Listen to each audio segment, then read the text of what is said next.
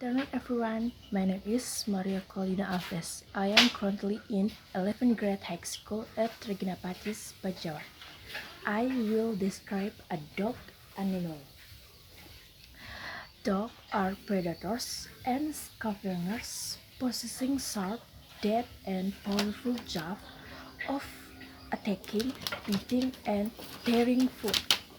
When compared to the bone structure of the human, foot dogs technically walk on tiptoes on their toes.